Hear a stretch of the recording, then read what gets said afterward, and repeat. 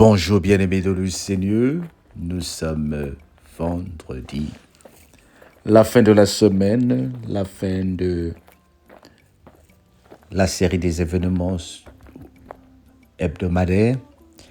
Sois content si tu as écouté la parole, sois fier de toi si tu as partagé, sois fier de toi si tu es avec nous dans les moments de prière et que tu suis le jeûne avec nous aussi.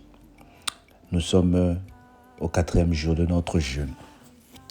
Entre-temps, nous voulons prendre Jérémie 50, les versets 16 jusqu'au verset 30.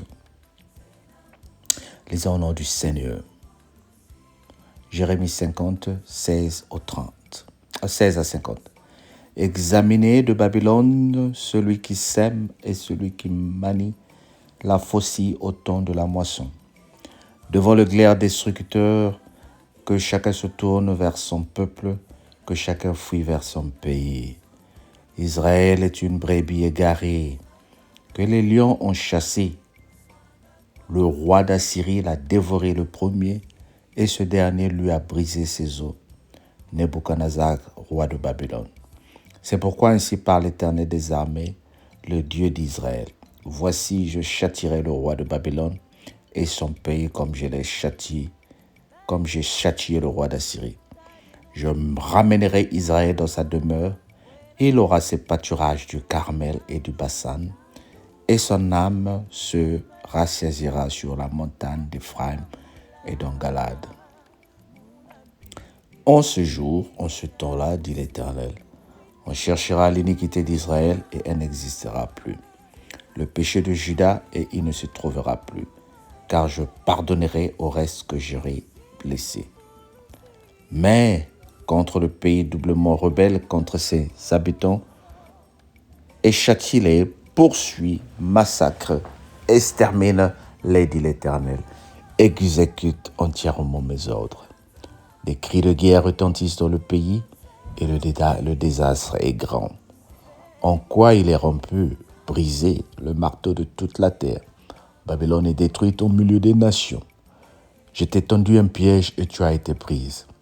Babylone, à l'improviste, tu as été atteinte, saisie parce que tu as lutté contre l'Éternel. L'Éternel a ouvert son arsenal. Il en a tiré les armes de sa colère, car c'est là une œuvre du Seigneur, de l'Éternel des armées, dans le pays des Chaldéens. Pénétrez de toutes parts dans Babylone, ouvrez ses greniers, faites-y des monceaux comme des tas de gerbes, et détruisez-la, qu'il ne reste plus rien d'elle. Tuez tous les troupeaux qu'on les égorge. Malheur à eux, car leur jour est arrivé. Le temps, leur châtiment. Écoutez les cris des fouillards de ceux qui se sauvent du pays de Babylone, pour annoncer dans Sion la vengeance de l'Éternel notre Dieu, la vengeance de son peuple. Appelez contre Babylone les arches, vous qui maniez l'arc, campez autour d'elle, que personne n'échappe. Rendez-lui selon ses œuvres. Faites-lui entièrement comme elle a fait, car elle s'est levée contre fierté, contre l'Éternel, contre les saints d'Israël. C'est pourquoi les jeunes gens tomberont dans les rues, et tous ces hommes de guerre périront au séjour, dit l'Éternel. Amen. Dis avec moi, Amen. On a comme l'impression que la guerre ici en Israël est commandée par le Seigneur.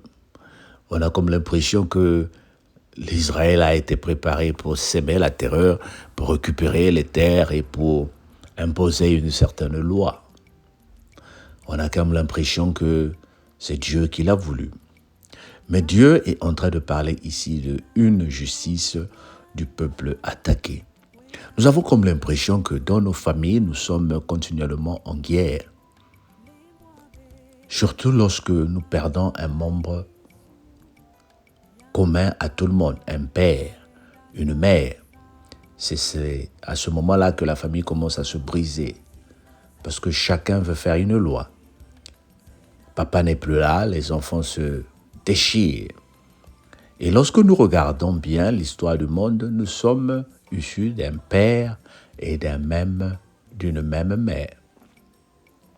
Quelles que soient les origines que nous pouvons réclamer avoir, nous sommes en train de nous diviser à cause des différences de religion, à cause des différences d'opinion, à cause des différences de culte et de façon de réfléchir.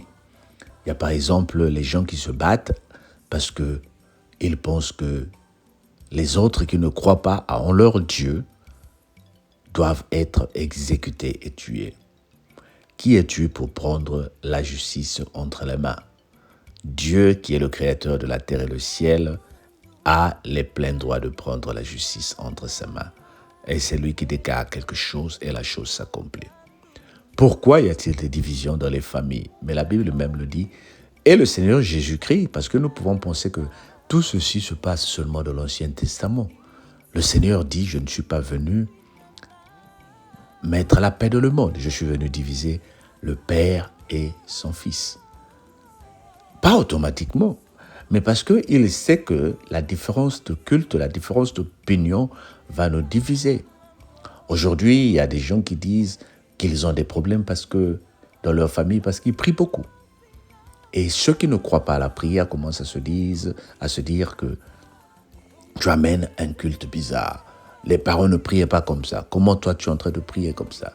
Bien-aimés, si seulement nous pouvons comprendre que les histoires de culte, les histoires de foi, comme avec les histoires de couleur, ce n'est pas une question de consensus, c'est une question personnelle. Moi, je n'ai pas besoin de l'opinion d'une personne pour valider ma foi.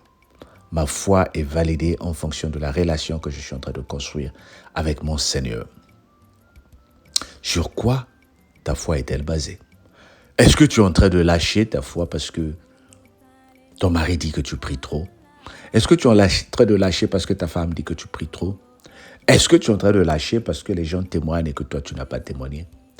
Mais ma question est la suivante. Quelle est cette relation que tu as développée avec ton Dieu et le Seigneur t'a déçu ou le Seigneur t'a découragé? La majorité du temps, c'est nous qui décourageons le Seigneur. J'appelle la conscience et j'interpelle la conscience de tout le monde. Quelle est ta part dans la relation que tu es en train de construire avec ton Dieu? Ne crée pas une relation de groupe, mais crée une relation individuelle. Dis avec moi, je suis en train de créer ma relation individuelle.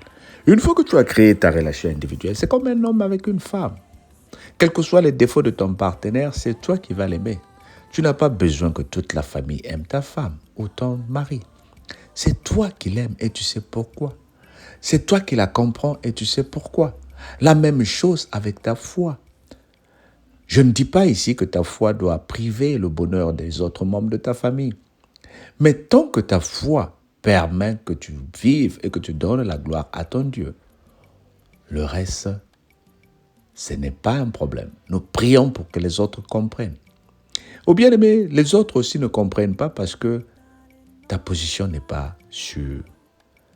Tu pries, mais après la prière, comment parles-tu?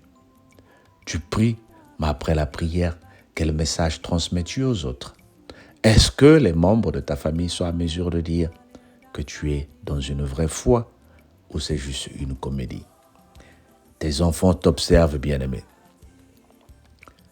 Ta famille t'observe. Sois sincère dans ta foi, sois sincère dans ta relation avec Dieu et tu verras que son nom sera glorifié dans ta vie. Que le Seigneur te bénisse. Amen. Mais écoute, passe un bon week-end. Mais nous sommes toujours en jeûne. Demain matin, nous nous réveillons pour prière. Dimanche aussi, nous nous réveillons pour prière. Et lundi matin, nous sommes en train de clôturer notre jeûne. Viens te joindre avec nous. Que le Seigneur te bénisse. Bye bye. Alors maintenant, nous sommes en train de prier. Nous voulons prier. Ce matin, nous avons comme sujet de prière que le Seigneur nous accorde la grâce de voir sa main dans notre vie. Que le Seigneur nous accorde la grâce de voir sa main dans notre vie. À midi, nous allons prier pour que le Seigneur accorde le pain quotidien. Quand il dit « donne-nous notre pain de ce jour », que le Seigneur accorde la grâce du pain quotidien à toutes les personnes qui ne manquent pas de minimum dans nos vies. Et la nuit avant de dormir, prie pour que le Seigneur accorde à ceux qui cherchent à se marier la grâce de se marier. Que le Seigneur nous bénisse. Que le Seigneur nous bénisse. Père éternel, nous te prions pour la grâce. Donne-nous la grâce. Donne-nous la grâce de témoigner. Donne-nous la grâce de témoigner. Donne-nous la grâce de dire que tu es notre Dieu. Au nom de Jésus, notre Seigneur et Sauveur. Amen. Bye bye.